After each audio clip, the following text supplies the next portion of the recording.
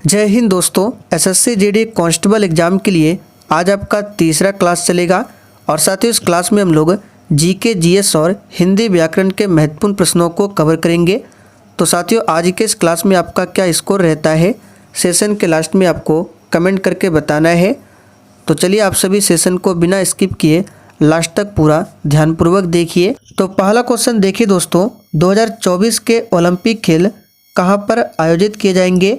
Very important question है। चलिए आप सभी आंसर कीजिए। 2024 का जो ओलंपिक खेल होगा ये कहाँ पर आयोजित किया जाएगा। तो याद रखिएगा, क्वेश्चन नंबर 1 के लिए आपका आंसर हो जाएगा पेरिस में आयोजित किया जाएगा। याद रखिएगा कहाँ पर, पेरिस में।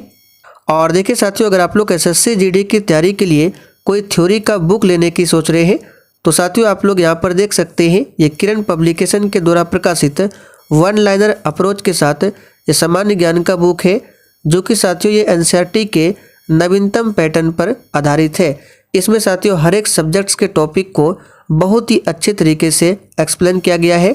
यहाँ पर आप लोग जैसे कि देख सकते हैं, इसमें इतिहास से ही केवल यहाँ पर नीचे देख सकते हैं, इतिहास से केवल टोटल 139 टॉपिक को कवर किया गया है।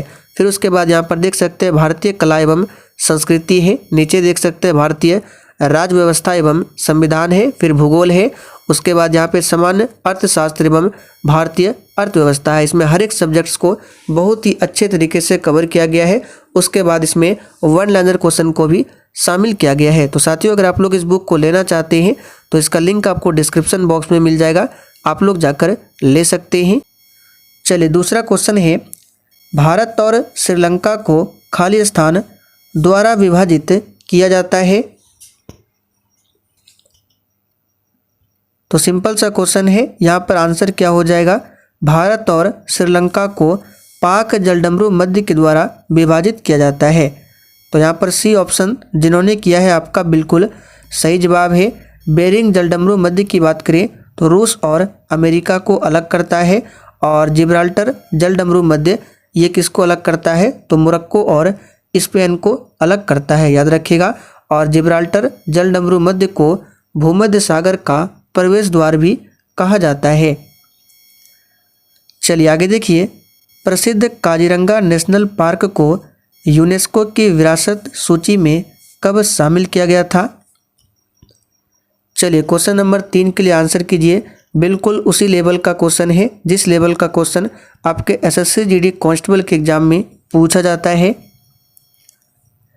तो साथियों, काजीरंगा नेशनल पार्क ये कहाँ पर है, तो असम में है, और ये एक सींग वाले गैंडे के लिए प्रसिद्ध है, और इसको 1985 में यूनेस्को की विरासत सूची में शामिल किया गया था। तो पहला ऑप्शन जो ही बच्चे दिए हैं उनका बिल्कुल सही जवाब है 1985 में। निम्नलिखित में से कौन खरीफ की फसल का उदाहरण नहीं है। चलिए क्वेश्चन नंबर 4 के लिए आप सभी आंसर कीजिए। और साथियों, जो भी चैनल पर पहली बार आए हैं आप लोग क्लास टाइमिंग को नोट कर लीजिए। ये क्लास आपको डेली दोपहर 3 बजे लाइव चैट के साथ दिया जाता है, और इस क्लास का जो पीडीएफ है वो आंसर के साथ बहुत ही जल्द उपलब्ध कराया जाएगा। तो खरीफ की फसल का उदाहरण इनमें से राई नहीं है, क्योंकि राई जो है रबी की फसल का उदाहरण है। आगे देखिए, वर्तमान में नेपाल के प्रधानमंत्री कौन है। चलिए क्वेश्चन नंबर 5 के लिए आंसर कीजिए। वर्तमान में नेपाल के प्रधानमंत्री कौन है। तो साथियों, यहाँ पर इसका सही जवाब है पुष्प कमल दहल, ये नेपाल के प्रधानमंत्री है। याद रखिएगा, शेख हसीना बांग्लादेश की पीएम है, और यहाँ पे दिनेश गुणवर्धन की बात करें तो श्रीलंका के पीएम है। टंगस्टन का प्रतीक क्या है। यह क्वेश्चन एसएससी जीडी कांस्टेबल में पूछा हुआ क्वेश्चन है। टंगस्टन का प्रतीक क्या है। तो सिंपल सा क्वेश्चन है, डब्लू टंगस्टन का प्रतीक है। याद रखिएगा, एसएन ये टीन का प्रतीक है। 1972 में ग्रीष्मकालीन ओलंपिक खेल कहाँ आयोजित किए गए थे। तो वेरी इंपॉर्टेंट क्वेश्चन है, याद कर लीजिए। इसका सही जवाब है म्यूनिक में। याद रखिएगा। आगे देखिए, 1946 में बनी अंतरिम सरकार में रेलवे और परिवहन मंत्री कौन थे। तो साथियों 1946 में बोला गया है, यानी स्वतंत्रता से पहले। तो भारत की आज़ादी से पहले अंतरिम सरकार में रेलवे और परिवहन मंत्री थे कौन? तो यहाँ पर इसका सही जवाब हो जाएगा आसफ अली। याद रखिएगा आसफ अली। लेकिन स्वतंत्रता के बाद पूछे पहले रेल मंत्री कौन थे? तो जॉन मथाई। जॉन मथाई, इसे जरूर ध्यान रखें। आगे देखिए, भारत संविधान का भाग 4 का किससे संबंधित है? तो बहुत ही शानदार क्वेश्चन है। भारतीय संविधान का जो भाग 4 का है ये संबंधित है मूल कर्तव्य से। और इससे संबंधित आर्टिकल पूछे तो 51A हो जाएगा या फिर 51 का। वर्तमान में टोटल 11 मौलिक कर्तव्य है और इसे रूस देश के संविधान से लिया गया है।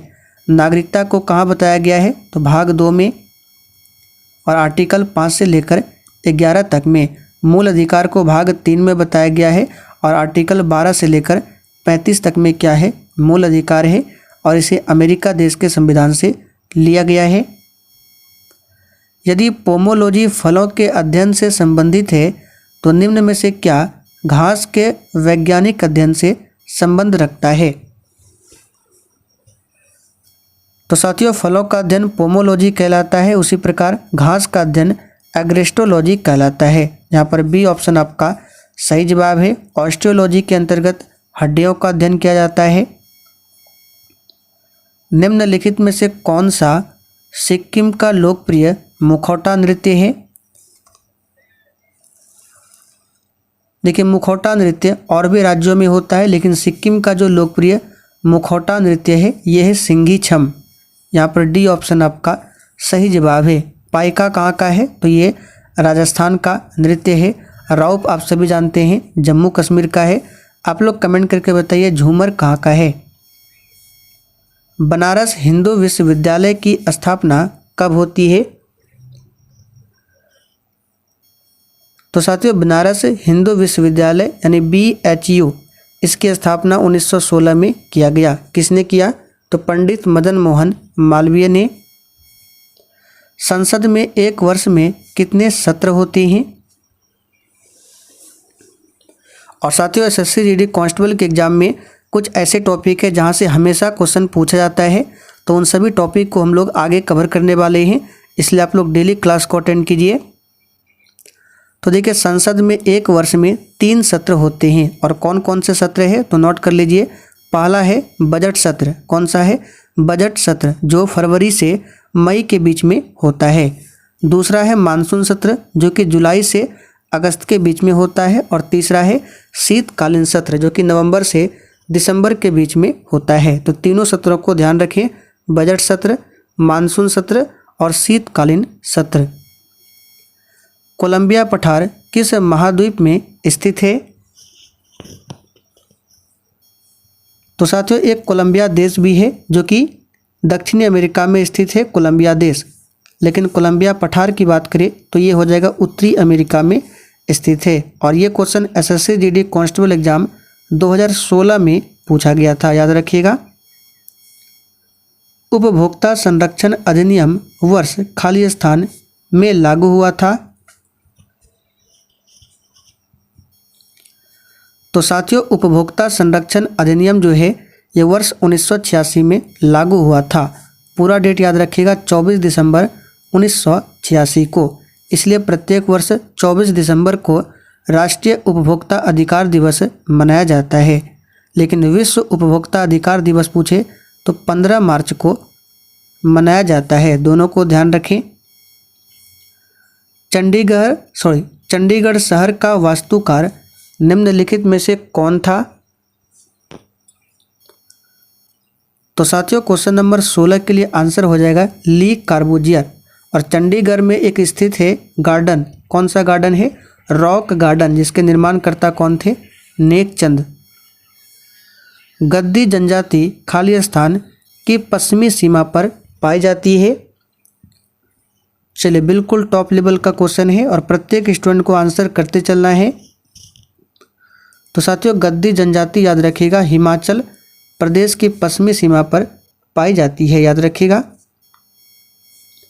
शहर खार्तूम किस नदी के किनारे स्थित है? तो साथियों शहर खार्तूम और काहिरा दोनों नील नदी के किनारे स्थित है। नील नदी विश्व की सबसे लंबी नदी है और ये कहाँ से निकलती है, तो विक्टोरिया झील से निकलती है नील नदी। और ये कहाँ पर जाकर गिरती है नील नदी, तो भूमध्य सागर में। निम्नलिखित में से किस क्षेत्र को भारत का चावल का कटोरा कहा जाता है। तो सबसे पहले आप सभी इस क्वेश्चन पर आप सभी स्टार मार्क कर लीजिए, क्योंकि ये क्वेश्चन बार बार पूछा जाता है एसएससी के एग्जाम में। तो 19 का जो भी बच्चे ऑप्शन सी बता रहे हैं उनका बिल्कुल सही जवाब है कृष्णा गोदावरी डेल्टा क्षेत्र चावल का कटोरा कहा जाता है। भारतीय राष्ट्रीय कांग्रेस के अध्यक्ष बनने वाली पहली भारतीय महिला सरोजिनी नायडू है। उन्होंने कांग्रेस की अध्यक्षता किस वर्ष में किया था। तो सिंपल सा क्वेश्चन है, 1925 में किया था कानपुर अधिवेशन में। और भारतीय राष्ट्रीय कांग्रेस की प्रथम महिला सिर्फ पूछे तो एनी बेसेंट थी, जिन्होंने 1917 में कलकत्ता अधिवेशन में अध्यक्षता किया था। भारतीय महिला पूछे तो सरोजिनी नायडू और 1925 होगा, और सिर्फ प्रथम महिला पूछे तो 1917 कोलकाता अधिवेशन एनी बेसेंट होगा। खाली स्थान के त्यौहार को फगवा के नाम से भी जाना जाता है। तो साथियों होली के त्यौहार को फगवा के नाम से भी जाना जाता है। स्वेज नहर भूमध्य सागर को जोड़ती है। तो साथियों स्वेज नहर भूमध्य सागर को लाल सागर से जोड़ती है। तो यहाँ पर सी ऑप्शन आपका सही जवाब है। नोबेल शांति पुरस्कार किस क्षेत्र में प्रदान किया जाता है, किस शहर में। तो नोबेल शांति पुरस्कार जो है याद रखिएगा नॉर्वे ओस्लो शहर में प्रदान किया जाता है। कहाँ पर, ओस्लो शहर में। नॉर्वे की राजधानी है ओस्लो। फोबोस और डीमोस किस ग्रह के दो उपग्रह है। ये तो सभी को पता है, सिंपल सा क्वेश्चन है। फोबोस और डीमोस मंगल ग्रह के दो उपग्रह है। किसके, मंगल ग्रह के। भारत का सबसे लंबा समुद्र तट कहाँ पर स्थित है। तो साथियों भारत का सबसे लंबा समुद्र तट ये चेन्नई में स्थित है। कहाँ पर, चेन्नई में। जिसको लांघना कठिन हो दिए गए वाक्यांश के लिए एक शब्द क्या होगा। अब यहाँ से आपके हिंदी व्याकरण के प्रश्न स्टार्ट होते हैं। तो साथियों जिसको लांघना कठिन हो उसके लिए एक शब्द क्या हो जाएगा, दुर्लांघ्य, जो कि डी ऑप्शन में दिया गया है। और बिल्कुल इसी टाइप के क्वेश्चन एसएससी के एग्जाम में पूछे जाते हैं हिंदी व्याकरण से। निम्नलिखित के उपयुक्त रचनाकारों का चयन कीजिए। हिंदी प्रदीप, इसके रचनाकार कौन है। तो इसे हमने आपको पहले भी बताया था, पंडित बालकृष्ण भट्ट है। ये वेरी इंपॉर्टेंट क्वेश्चन है, बार बार पूछा जाता है। निम्नलिखित मुहावरों के उपायुक्त अर्थ का चयन करें। तो यहाँ पे रामायण दिया गया है, तो रामायण से कौन संबंधित है, तो सही जवाब हो जाएगा वाल्मीकि। और तुलसीदास की बात करें तो रामचरितमानस से संबंधित है। आज हर कोई मानसिक रूप से बीमार दिखता है। इस वाक्य में हर कोई किस प्रकार का शब्द है। तो साथियों हर कोई जो शब्द है सदैव एक वचन में ये प्रयुक्त होता है। प्रयुक्त शब्दों में से कौन सा शब्द एक वचन में नहीं है। तो क्वेश्चन नंबर 30 के लिए आंसर हो जाएगा दर्शन। याद रखिएगा ये एक वचन नहीं है। पानी शब्द का वचन क्या है। तो सिंपल सा क्वेश्चन है, पानी का कभी भी बहुवचन नहीं बनता है और इसका आंसर हो जाएगा ये सदा एक वचन में रहता है। स्त्री शब्द का पर्यायवाची शब्द क्या होगा। ऑप्शन के अकॉर्डिंग चलना है। देखिए यहाँ पे हेम तो होगा नहीं क्योंकि इसका मतलब होता है सोना। मग भी नहीं होगा, इसका मतलब होता है रास्ता, मर्ग। तो अब बचे दो ऑप्शन, तो दो ऑप्शन में से आपका आंसर हो जाएगा कांता। राम धीरे धीरे पढ़ता है, इस वाक्य में धीरे धीरे शब्द क्या है। तो साथियों इस वाक्य में धीरे धीरे शब्द ये क्रिया विशेषण है। याद रखिएगा ये क्वेश्चन भी बार बार पूछा जाता है, इंपॉर्टेंट रखिए। वह दिन भर पढ़ता रहता है, रेखांकित पद में अव्यय का भेद बताइए। तो यहाँ पर जो दिन भर है ये हो जाएगा आपका निपात, इसको डायरेक्ट याद कर लीजिए। निपात। जो किसी का पक्ष ना ले उसके लिए एक शब्द क्या है, तो उसके लिए एक शब्द हो जाएगा निष्पक्ष। यहाँ पर पहला ऑप्शन आपका सही जवाब है, निष्पक्ष। तो चलिए साथियों, आज के लिए इतना ही। सेशन पसंद आया हो तो जाने से पहले आप सभी सेशन को लाइक और शेयर जरूर करें और कमेंट करके अपना अपना स्कोर भी जरूर बताएं।